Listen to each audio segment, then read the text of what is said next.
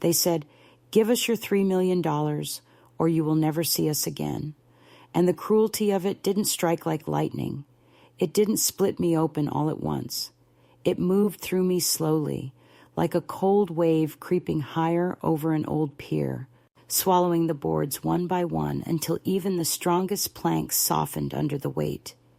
And what I remember most clearly is not the words themselves, but the tone, the quiet certainty with which my children, my own blood, delivered their ultimatum, as if I were a stubborn bank teller standing between them and some sacred destiny. As if a mother's savings were a barrier they'd been instructed to clear away for the purity of their path. And I suppose that's what unsettled me most in that moment, that they spoke not with rage or accusation, but with something rehearsed, almost ceremonial, like they were reading a script someone else had handed them, the same someone who had already taught them to call me by my first name, because mother implied outdated claims of ownership and ego.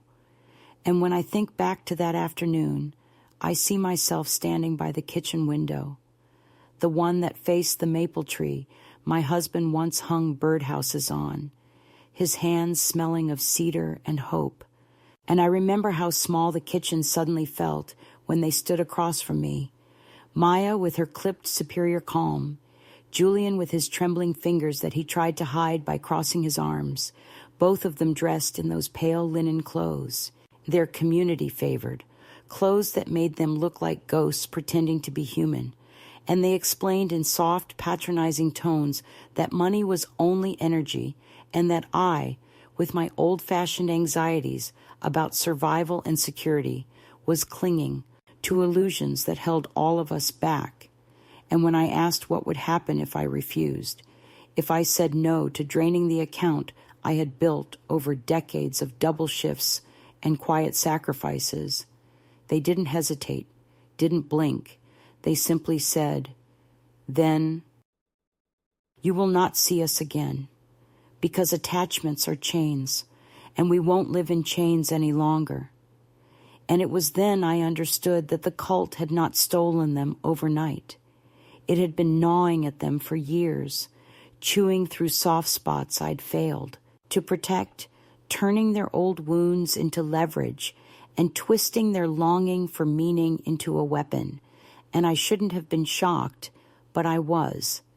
Because even though the signs were there, the strange vocabulary, the distancing, the spiritual superiority that hung around them like too much perfume, I still believed in the invisible rope that tied mothers to their children, the rope made of nights holding fevers and mornings braiding hair and afternoons sitting in school parking lots, the rope stronger than resentment, stronger than time, stronger than any doctrine whispered in the dark. But that rope snapped so quietly, I almost didn't feel it. And after they left that day, after they stepped out of my house without a backward glance, leaving behind the faint smell of incense and the echo of their ultimatum, I stood at the sink with my hands braced on the counter and waited for the world to tilt back into place, but it didn't. It stayed crooked, and I suppose that's why I'm telling this now, all these years later, at 82, sitting by a window with a view of gulls drifting over gray water, because a woman should start her story with the truth of the wound, not with her biography, not with the polite small talk of age or location or hobbies, but with the sentence that split her life into before and after. And for me, that sentence was their demand, their promise of disappearance, their final declaration that my love was conditional on my obedience. And maybe I should say here, for the sake of clarity, that I no longer live in the big house where they cornered me with their rehearsed righteousness. I sold it long ago, moved to this quiet coastal town where neighbors nod instead of pry, and where the mornings smell like salt and damp leaves. And I spend my days tending a garden too small, to impress anyone, but spacious enough to remind me that things can grow even after long winters.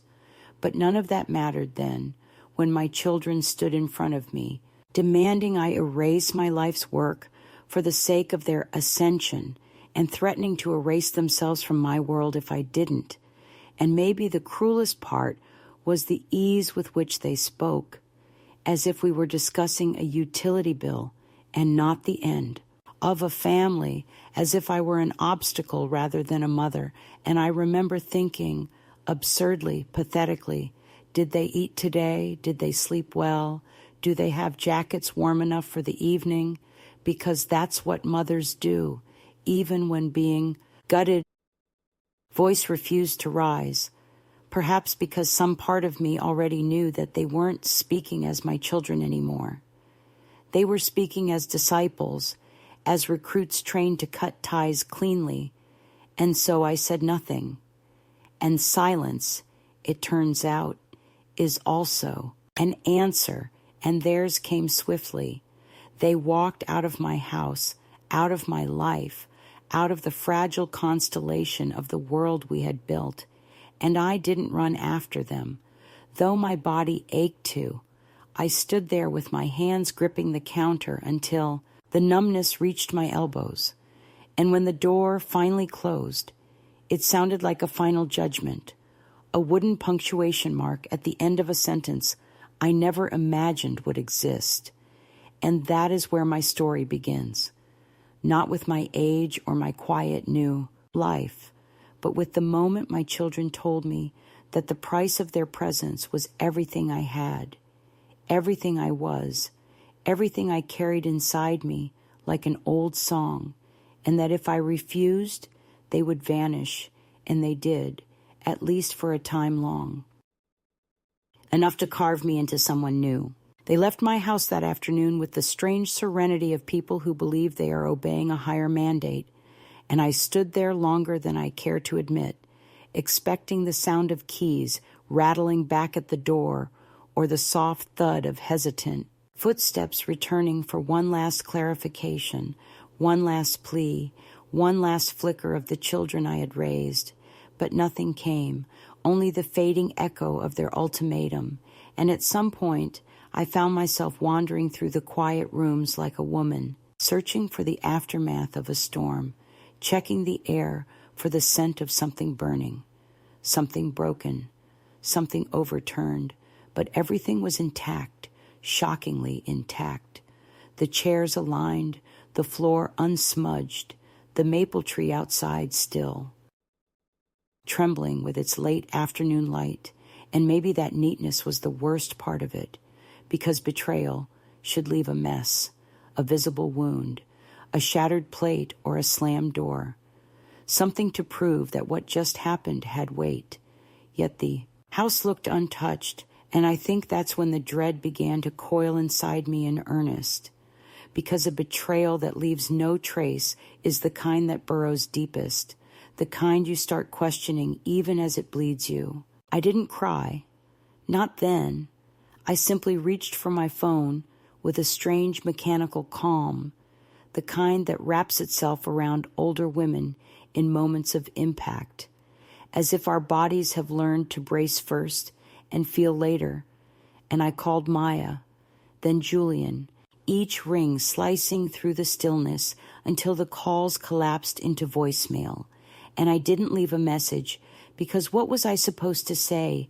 I'm here if you decide not to erase me. Or, I love you even though you use that love as leverage. Or, please don't disappear. No, messages are for people still listening. And that day I realized my children had stopped listening long before their feet crossed the threshold. I made myself tea as if that gesture could anchor me, as if the clink of the spoon against the ceramic cup could restore the old order of things. And I sat at the kitchen table, staring at the steam rising like a ghost, trying to take shape. And I replayed each moment of the conversation, Maya's unnervingly calm voice telling me that material wealth was a residue of fear, Julian's hand clutching the hem of his sleeve, as though hiding the tremor traveling up his arm, the way they exchanged brief glances as if confirming they were following the script correctly, and somewhere between those memories and the cooling tea, I understood that their demand for my life savings was not the beginning, but the culmination, the final stroke in a portrait they'd been sketching for years under someone else's direction. The real catalyst didn't happen in that kitchen. It happened later that night when my phone buzzed unexpectedly, and for a fleeting second my heart leapt with the foolish hope that one of them had come to their senses, but the message wasn't from Maya or Julian. It was from a number I didn't recognize, and when I opened it, all it said was, "This separation is necessary for their evolution. Your interference only prolongs pain. Release them and release your attachments." Signed not with a name, but with a symbol, 3 concentric circles, the insignia of their so-called spiritual collective.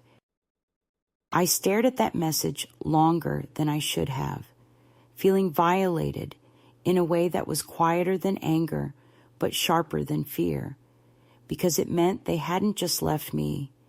They had handed me over. They had delivered my private life into the hands of strangers who believed they had the authority to dictate the fate of my family, and that realization pierced whatever denial I'd been clinging to. I tried to call again, not to beg or negotiate, but simply to hear their voices, to confirm that the world hadn't tilted completely off its axis, but both numbers were already disconnected, replaced with the hollow beep of lines erased. I felt the universe narrow around me, not violently, but steadily, like a tightening stitch, and I walked out to the porch where the evening air settled with that heavy stillness that comes after something irreversible has happened, and I sat on the old wicker chair Derek had once mended with mismatched screws, the same chair where I used to read aloud to my children when they were small enough to believe that safety was their birthright. And I realized with a kind of terrible clarity that no one was coming back to undo what had been done. Later that night, just before midnight, I opened my laptop and searched the name of the group they had joined, something they once referred to as the Light Ascendants. And what I found drained the last remnants of hope from me. Article after article, describing financial exploitation, coerced alienation from families, ritualized surrender of personal assets framed as energetic cleansing, testimonies from parents who hadn't heard from their children in decades, people who had taken their own lives after being stripped of everything they had. And suddenly, the kitchen ultimatum wasn't an isolated absurdity. It was a pattern, a practiced maneuver, a tactic designed to break the last tether between recruit and family, and my children had walked into it willingly, perhaps even eagerly. I read until my eyes burned, until the room felt too small to contain the tide of dread rising inside me. And when I finally shut the laptop, I whispered into the dark, "What have they done to you?"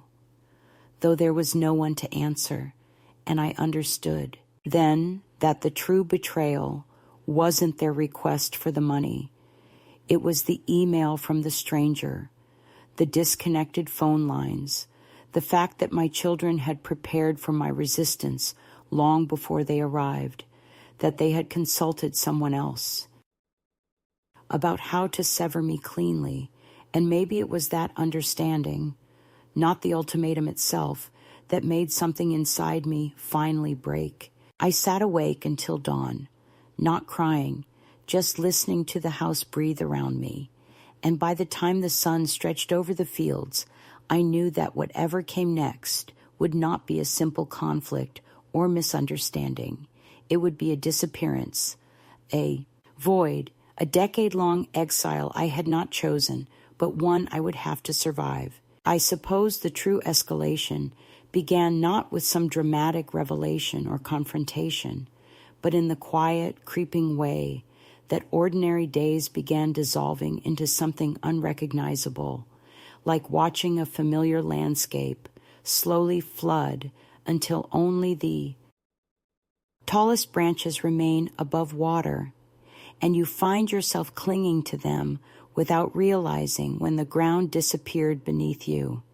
Because in the weeks following their ultimatum, I discovered that abandonment doesn't arrive as a single blow. It settles in layers, subtle and suffocating, and the first layer was the silence, a silence so absolute it felt engineered, as though someone had instructed them not merely to leave me, but to erase me. And at first I told myself it was temporary, that maybe they were unplugging from technology or attending one of those retreats where they fasted in tents and wrote manifestos about dissolving the ego. But then bills began arriving in Maya's name at my address, small ones, insignificant, but enough to suggest she had changed her contact details without telling me.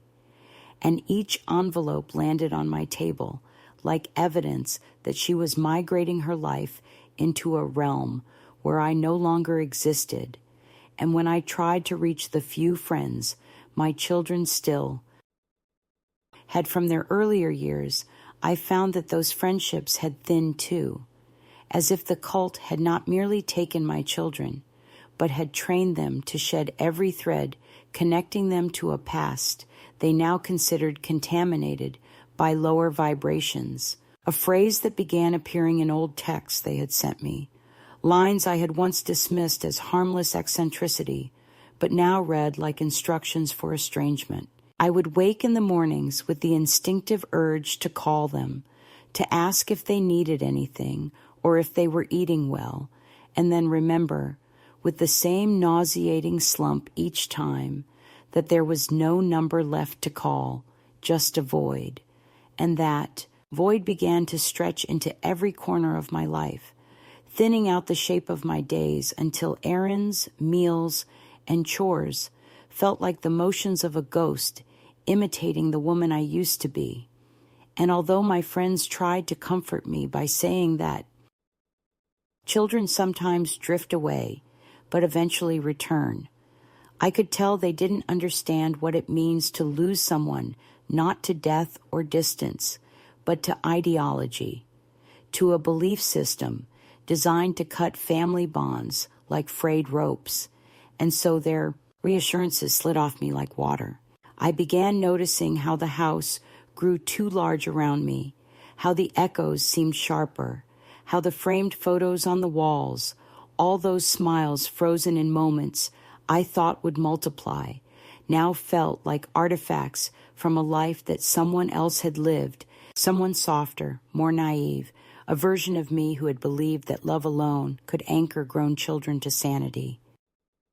At night, when sleep refused to settle, I would replay their final visit, each detail growing heavier the more I repeated it.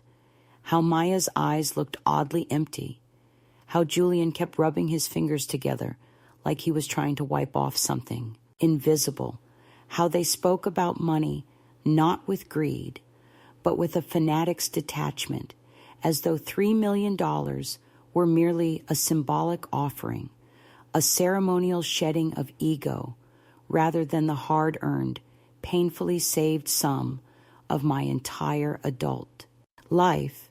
And as I remembered these things, a cold understanding began building inside me that they had been preparing to leave long before they handed me their ultimatum. And that knowledge, more than the ultimatum itself, is what began unraveling me. I stopped opening the curtains in the morning because sunlight made the emptiness of the house too visible, and I stopped cooking proper meals because recipes felt like rituals meant for people with someone to share them with, and I began wandering. The rooms in slow, distracted loops, running my fingers over the furniture I had once chosen with care, thinking how foolish I had been to imagine these objects held any meaning without the presence of the children they had been bought to comfort or support or accompany through the stages of their lives. The mail became another source of dread because half the envelopes reminded me of bills I no longer had the energy to argue with, while the other half were advertisements for cruises or hearing aid discounts, reminders that age was advancing even as my family retreated.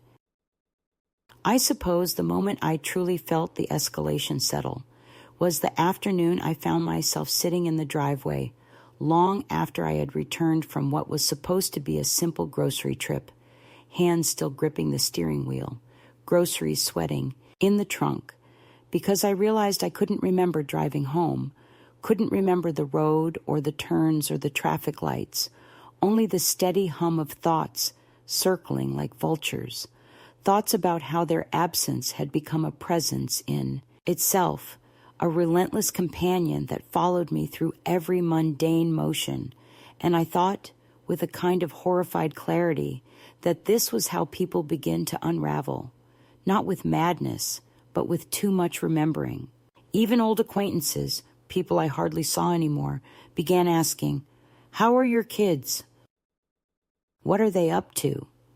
And each time I felt a small fissure open inside me as I crafted vague phrases, lies soft enough to be believed. They're traveling. They're busy. We're giving each other space. And each lie felt like stitching a patch over, a wound I wasn't allowed to expose. But perhaps the strangest part of that escalation was that no one came to check on me. No neighbor knocked. No friend insisted on visiting unannounced. And that absence of concern made me realize how thoroughly I had trained the world to believe I was the strong one, the capable one, the one who managed everything alone. And now that I truly was alone, there was no alarm raised, no ripple in anyone else's life. I began taking long, pointless walks just to exhaust myself into sleep.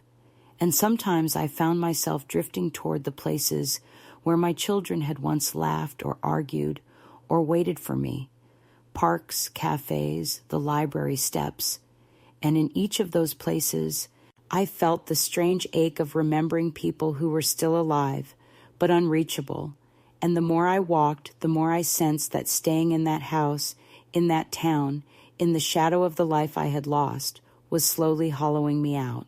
That was the true escalation, the creeping awareness that if I did not move, physically move, I would calcify into a woman defined only by absence. And so I began looking at maps late at night, scrolling through cities I had once dreamed of visiting, searching for somewhere that didn't hold the memory of my children's voices, somewhere I could exist without being haunted by the echo of their departure, somewhere I could begin to understand that survival sometimes requires distance, and that maybe the only way to keep from drowning in grief is to swim toward a shore unknown.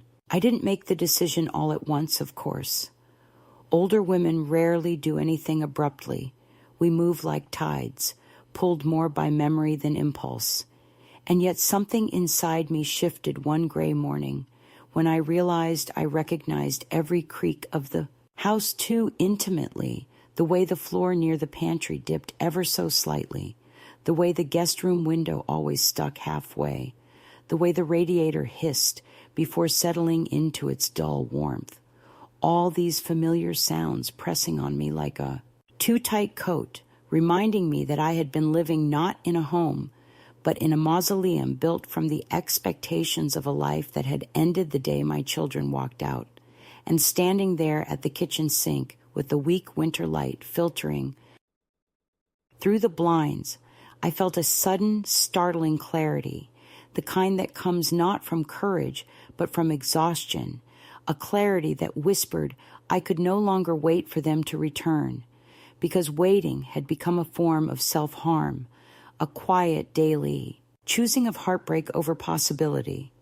And if I didn't move, physically and spiritually, I would collapse inward like an abandoned house whose beams have rotted unnoticed. It was then I remembered a place I hadn't thought of in decades, a little coastal town Derek had once taken me to before the children were born, when we were still tender with each other, and the future seemed as wide as the ocean we walked beside. And I remembered how the fog had curled around the cliffs like an old friend, how the gulls had cried, not with loneliness, but with a kind of ferocity that made me feel alive, and the thought of returning there, just for a visit at first, took hold of me with a surprising steadiness, as though the idea had been waiting for the right moment to step forward. I found myself packing small things without consciously deciding to, slipping sweaters into a suitcase, folding comfortable shoes, tucking away the old recipe box that felt more like a companion than any person left in my life. And as I moved through the house gathering these pieces of myself, I felt an unfamiliar lightness, not joy, not yet, but the faintest loosening of that inner knot that had been tightening for months. I booked a modest room in a small inn overlooking the bay, and the woman on the phone had a warm, raspy voice that made me feel, absurdly, like someone expected.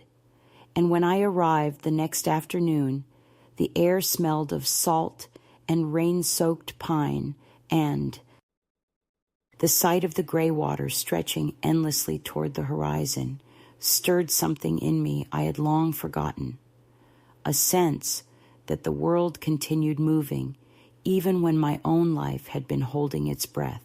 I spent the first days walking along the shoreline, letting the steady rhythm of the waves knock the stiffness from my thoughts, and I noticed how no one here looked twice at me.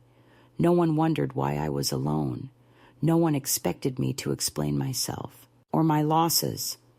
And in that anonymity, I felt myself exhale for the first time in what felt like years, as though the ocean itself had reached into my chest and loosened the grief lodged there. One morning I found a tiny cafe tucked between a bookstore and a bait shop, its windows fogged with the warmth of a griddle that had probably been in use since the 70s, and I sat by the window with a cup of coffee that tasted nothing like the sleek espresso I used to brew at home, but somehow that rough, bitter cup felt honest, like a conversation that wasn't trying to impress me, and I watched the locals greet each other with nods that spoke of long histories rather than empty pleasantries, and I felt a flicker of belonging, faint but undeniable. It was during one of those mornings that I realized something had changed inside me, a small but decisive pivot,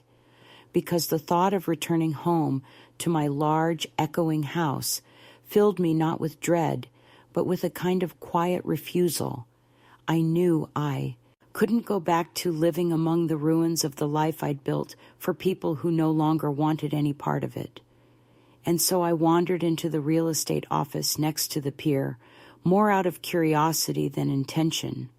But the moment I stepped inside and smelled the faint scent of old paper and lemon cleanser, a voice inside me whispered that this was not an accident, that this was the path gently unfolding beneath my feet. The agent, a soft-spoken woman with silver hair and kind eyes, didn't give me the hard stare most realtors reserve for clients who look like they might waste their time. Instead, she offered me a cup of tea and asked where I had traveled from, and when I told her I was considering a change, she nodded with a gravity that made me feel she understood that this wasn't about property or location, but about reclaiming the parts of myself I had shelved for decades. She showed me a few listings, smaller homes with weathered porches and overgrown gardens, places with peeling paint and crooked fences that somehow felt truer than anything polished or modern. And as I walked through them, I felt an unexpected stirring of agency, a sense that I could choose again, even at my age, that life hadn't closed the door on me just because my children had. The moment that sealed it, my quiet turning point, came when I stepped into a modest house on a hill, its living room filled with late afternoon light that made the dust motes drift like tiny stars, and I felt, without reason or logic, that I could breathe here, that this space could hold my sorrows without echoing them back at double volume, and more importantly, that it could hold whatever new life I might dare to build. I didn't buy it that day. Older women rarely leap so quickly. We wait, we listen, we let the idea settle in our bones before moving. But as I stood in that empty room with its uneven floors and its view of the restless water, I realized something profound had shifted. For the first time since my children's disappearance, I wanted something, not for them, not for memory, not for duty, but for myself. And wanting is the first step toward living, even if the wanting is quiet, even if it comes disguised as a simple wish for a smaller house by the sea. I left the place with the keys to nothing but the possibility of a new beginning jingling softly in my coat pocket, and as I walked back toward the inn with the wind pushing at my back, I understood that the midpoint of my life's last chapter had arrived not as a crisis, but as a choice, and that choice, fragile as it was, made me feel more alive than the last decade of waiting ever had. The years that followed did not heal me the way people like to promise when they put a soft hand on your arm and say that time fixes everything, because time doesn't fix anything on its own. It just gives you enough distance to decide whether you will keep bleeding or finally press your own hand to the wound. And in my case, that meant learning to live in that small house on the hill above the water as if I had always belonged there, waking up to the sound of gulls and the smell of salt and damp earth instead of the hollow silence of the big polished house where my children had last stood. And over time, I built a life that was not grand, but was undeniably mine, with routines that made sense to no one but me. Morning coffee on the porch, wrapped in an old shawl Derek once teased me about. Afternoons in the little town library where the librarian eventually stopped asking for my card because she knew me by name. Occasional conversations at the cafe where the waitress called me Han and didn't ask what brought me here because she seemed to understand that some people arrive with stories they are not ready to tell. I planted herbs in cracked clay pots along the back steps, and every time the thyme or rosemary survived a storm, I felt a small, surprising surge of pride, as if endurance were contagious, as if these stubborn plants were teaching me how to stay, rooted even after being uprooted so violently. And for a while, months turning into years, I let myself believe that the past, that life with my children and their polished cruelty and their bright-eyed devotion to that cult had receded into another country I would never have to visit again. But, of course, the past is not a place. It is a tide, and tides always find their way back to shore. It began inoffensively enough, with a newspaper someone left behind at the cafe, folded open to the national section, the name of the group my children had joined printed in heavy ink above an article detailing allegations of fraud, coercion, and emotional abuse.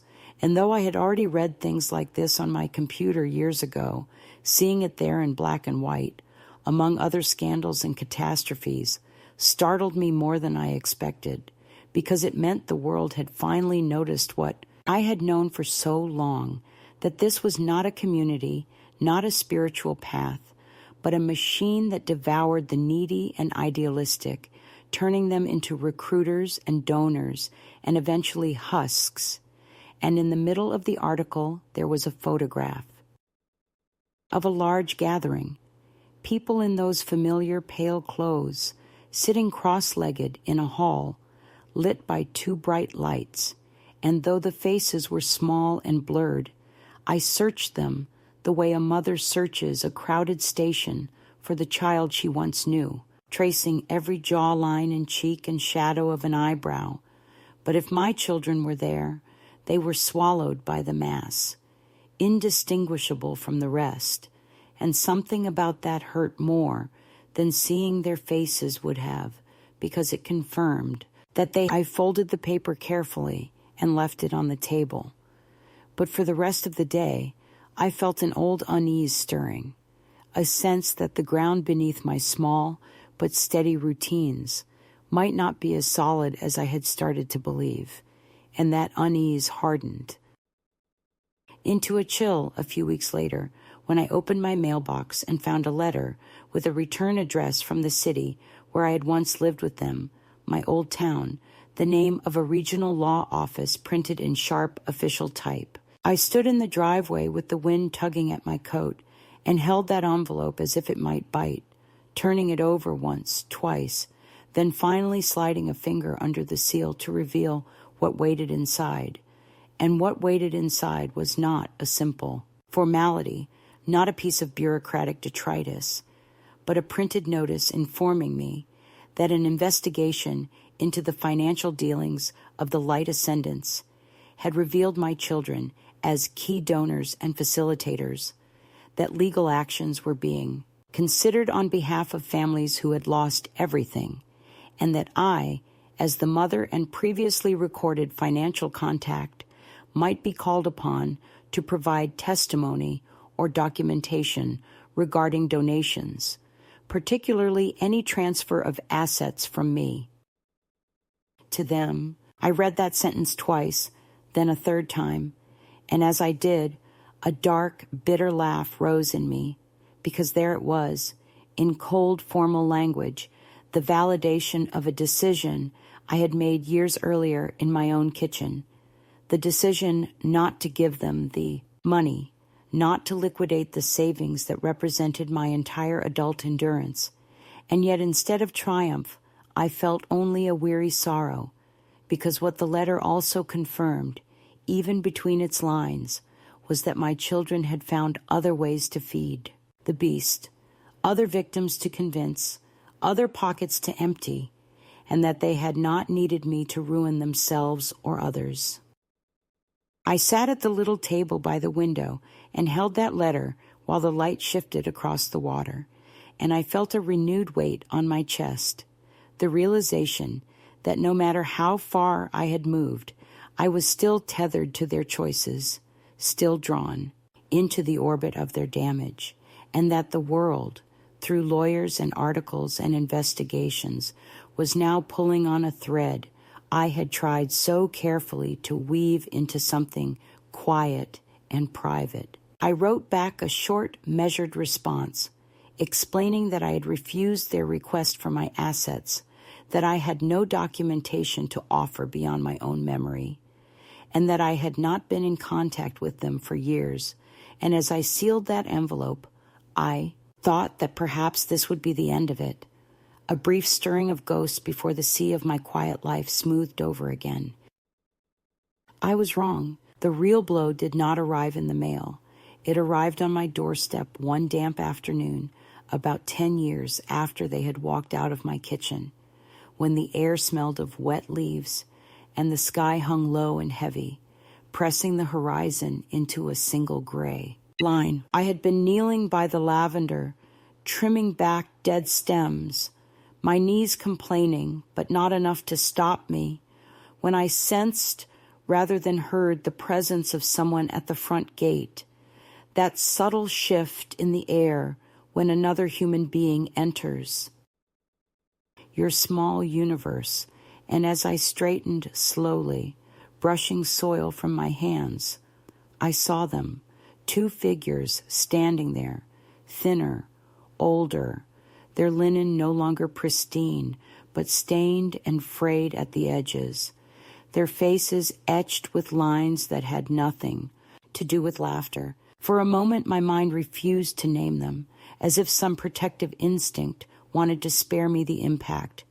But recognition is faster than fear, and in the space of a heartbeat, the years fell away, and I saw my children again, though they were not. Children, not in age, only in the particular vulnerability around the eyes that betrayed how badly life had gone since they last saw me. Maya's hair, once thick and glossy, hung limp around her face, streaked with gray that she had not bothered to hide, and Julian's shoulders slumped in a way that told me his back had grown accustomed to carrying burdens neither physical nor entirely his own. And for a long breath we simply stared at one another through the low garden gate. 3 people stitched together by blood and torn apart by belief, standing in the silence that comes after a war no one won. It was Maya who spoke first, her voice hoarse and softer than I remembered, as if someone had sanded down the sharp edges she used to wield like weapons. And she said, "Mother," not my first name, not some self-conscious Mary or ma'am, but Mother, and the sound of that word in her mouth after so many years almost made my knees give way.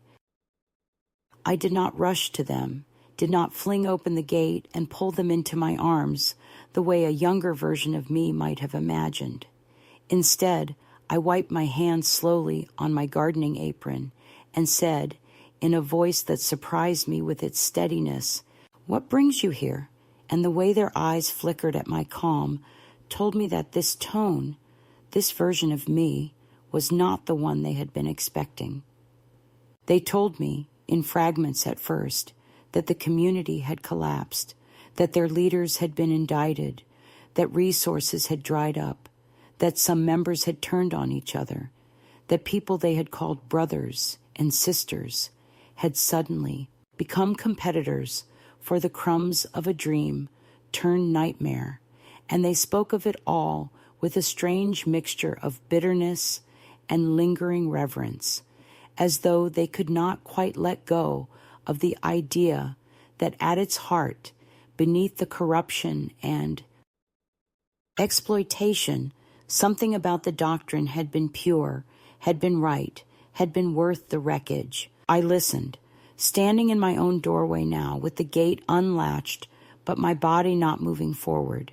And the more they spoke, the more it became clear that they had not come back to me because they missed me, or because they had finally understood what they had done. They had come back because they were broke, homeless, and frightened, because they had nowhere else to go, because the cult that had told them I was an anchor dragging them down had cut them loose the moment their bank accounts ran dry. When they finally fell silent, their story spilling to a halt like a car that has run out of fuel, Maya looked past me into the house and said, in that old, careful tone she used to adopt when she wanted something from me without asking directly, "You've made a life here." And I answered simply, "I have." And then Julian, unable or unwilling to play at subtlety, said, "We need help, Mom. We have nothing, no savings, no home, no community, everyone scattered." And we thought, he glanced at his sister, then back at me. "We thought you might let us stay with you for a while, help us get back on our feet, maybe lend us something to start over, just until we can find work, find a place, figure things out."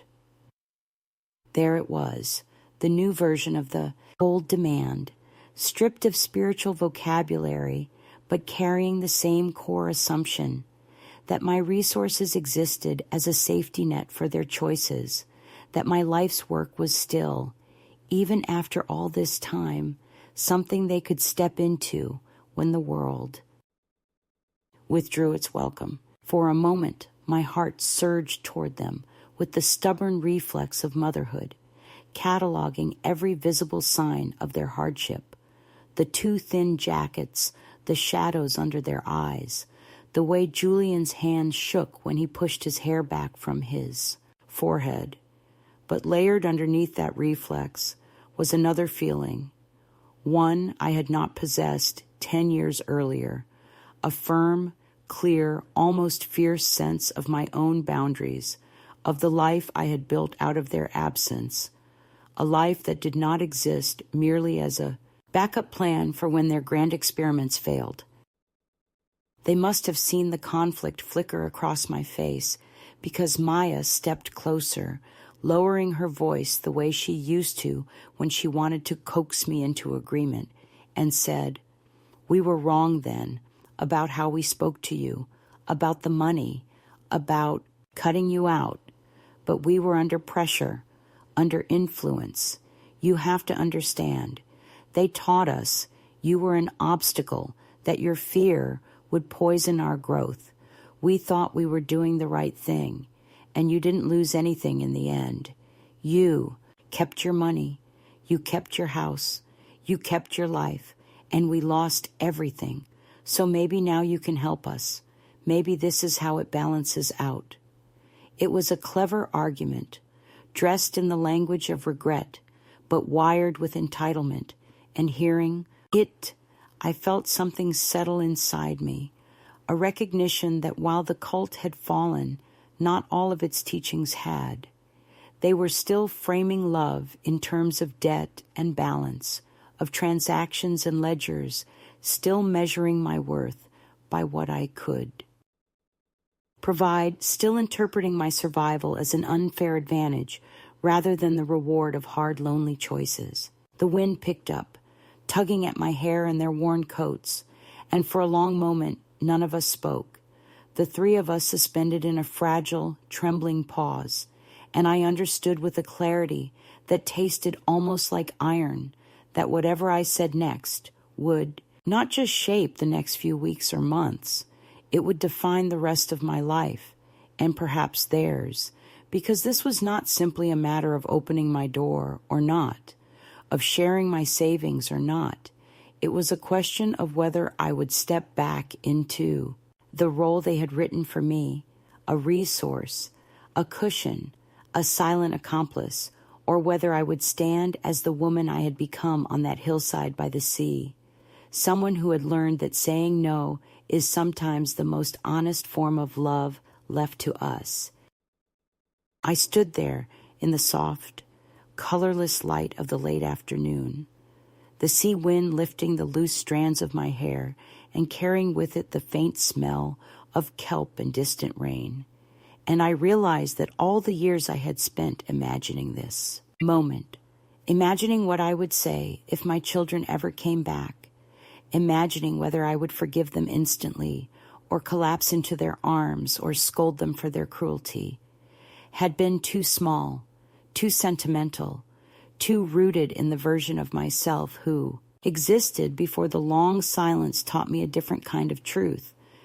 And as they stood on my porch waiting for an answer, I felt the quiet strength of the woman I had become gather itself in me like a slow, unstoppable tide. It occurred to me, almost tenderly, that nothing I said could save them, that whatever redemption they were looking for could not be stitched together from my resources or my guilt or my nostalgia, because what they wanted now was not reconciliation, but rescue, and rescue is a job for someone who has not been burned by the very people begging to be lifted from the fire.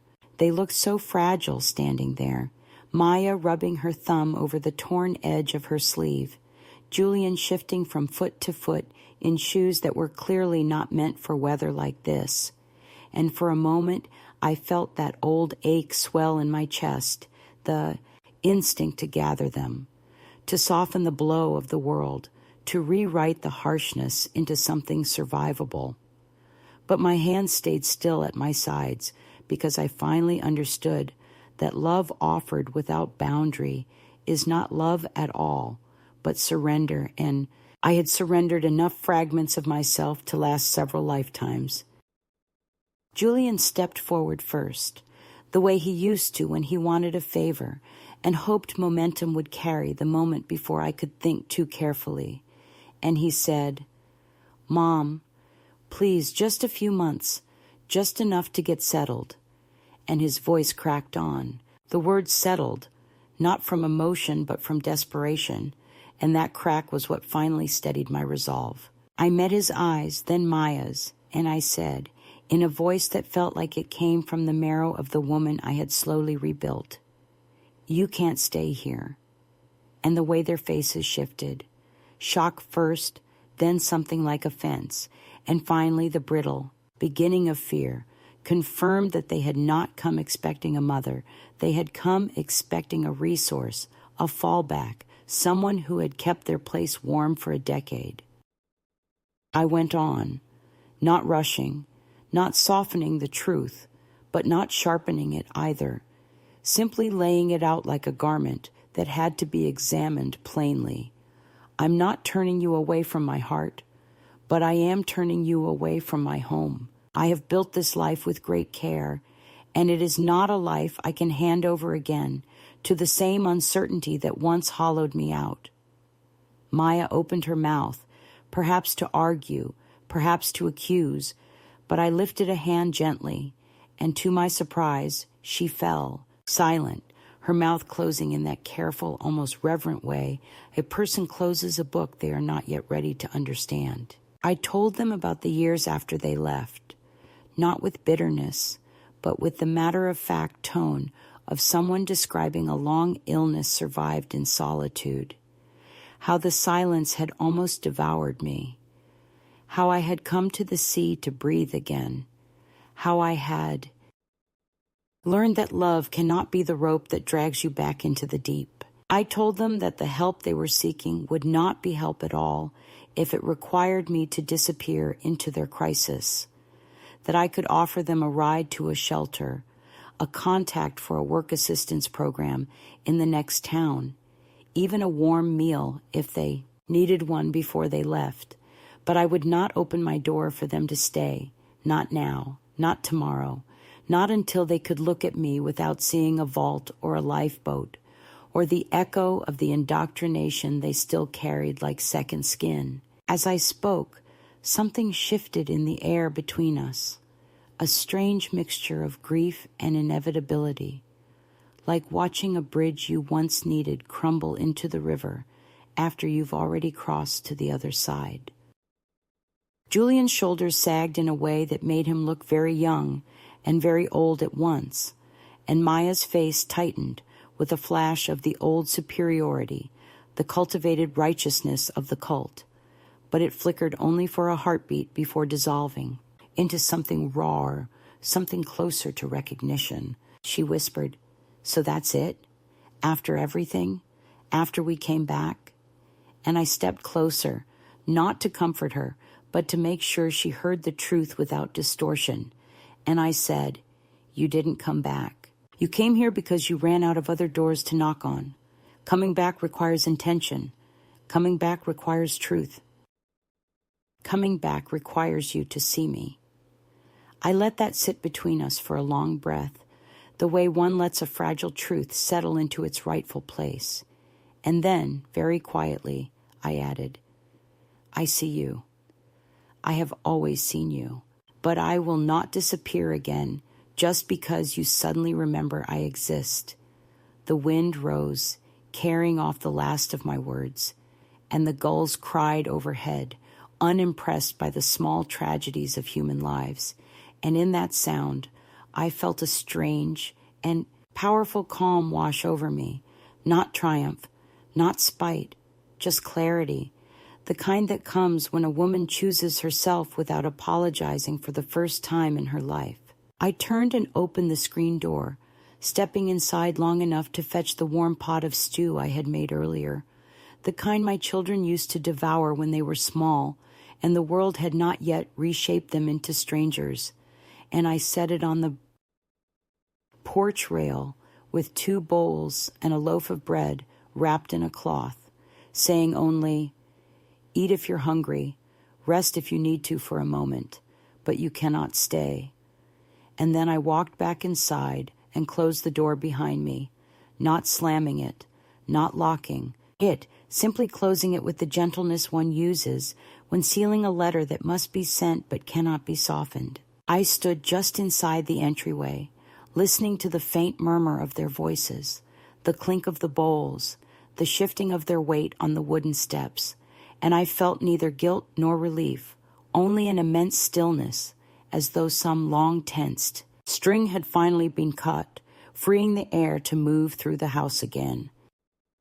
After a few minutes, I heard the gate latch softly, then footsteps on the gravel path leading away from my home, and though my heart trembled with the ache of everything we had lost, I also felt an undeniable certainty that what had happened was not cruelty, but completion, the necessary severing of a bond that had been strangling all of us for years. I walked to the kitchen sink and washed my hands slowly under warm water, watching the suds gather and disappear, and I knew that whatever came after, whether they rebuilt their lives elsewhere or fell again into the arms of another false savior, it would not unmake the decision I had just made.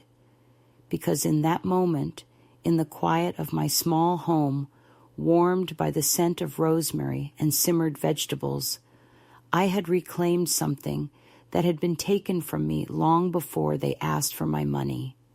I had reclaimed myself in the forgiveness in a way that would satisfy anyone's craving for neat endings. Instead, there was the slow, deliberate settling of dust after a long storm, the way light returns to a room, not in a single blaze, but in careful increments.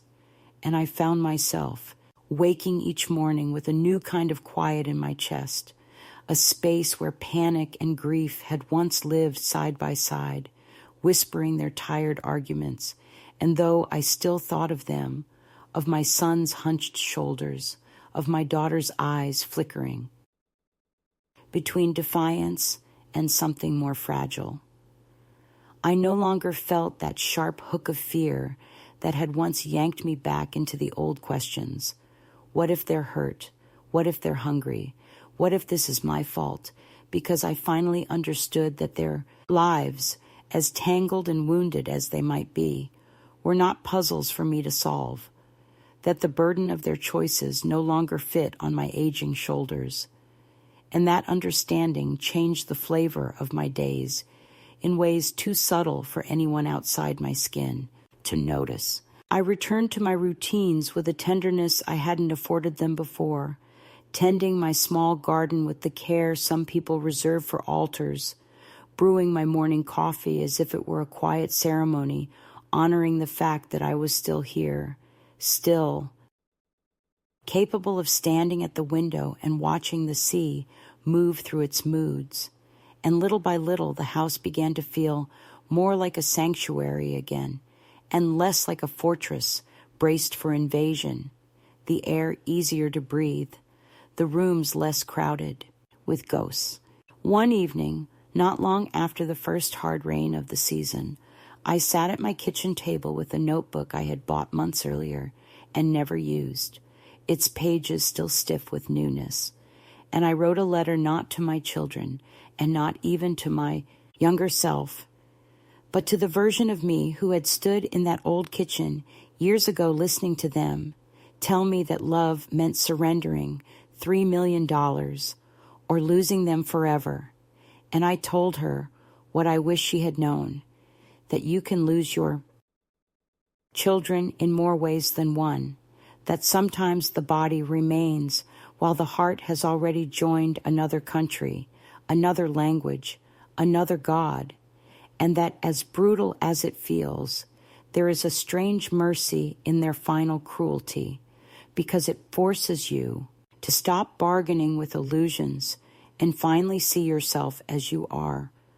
Wounded, yes, but still alive, still capable of choosing something other than self-erasure. I wrote slowly, filling the pages with long looping sentences that wandered the way my thoughts did. And when I reached the end, I realized I had not once written the word forgive, because forgiveness, in the way people usually mean it, felt irrelevant now. What I had arrived at was not absolution for them, but acceptance for myself, and understanding that I had done the best I could with what I knew, that I had loved them fiercely and imperfectly, and that whatever they did with that love was their story, not my verdict. Time continued its ordinary, indifferent march. The days stretched and folded. The tourist season dipped. Winter pressed its cold hands against the glass. And then, one soft afternoon in early spring, another knock sounded at my door, lighter this time, hesitant, and when I opened it, I found not my children, but a young man with familiar eyes and unfamiliar stubble, hands tucked nervously into the pockets of a jacket that didn't quite fit his growing frame, and it took me a breath, maybe two, to recognize him as my grandson, the boy I had last seen when he was still small enough to fit comfortably at my kitchen table, legs swinging, mouth full of the cookies I used to bake, just because. He smiled shyly and said, "Hi, Grandma, I hope it's okay that I found you," and the way my name sat in his mouth, not as a demand, not as a weapon, but as a simple truth, brought an ache to my throat I hadn't felt in years. He told me he'd left the group years earlier, that he'd spent a long time being angry at everyone and no one, drifting from job to job, town to town, until one day he realized that the only person he missed with a clean, uncomplicated longing was me, the woman who had never asked him to be anything other than himself when he sat in my kitchen smearing jam on toast and talking about nothing and everything, and that he had tracked me down, not because he needed money or salvation, but because he wanted to know if the memory of that simple, ordinary love was real, or something he had invented to comfort himself on harder nights. I made us tea and sliced an apple tart I had baked that morning without any special occasion in mind, and we sat at my small table as the light thinned, talking about the intervening years in the halting, careful way people do when they are stitching a new fabric from old frayed threads, and I saw in him a possibility I had long since stopped expecting. Not a replacement for his parents, not a redemption arc for our family, but a new branch, separate and self-chosen, growing from the same tree. When he left that evening, promising to visit again if I wanted him to, I walked him to the gate and hugged him, not clinging, not clutching at him, as if he were the last lifeboat on a sinking ship, but holding him the way one holds something, precious yet not possessed. And as he turned to go, he said, "You seem steady, Grandma, like someone who doesn't disappear on herself anymore."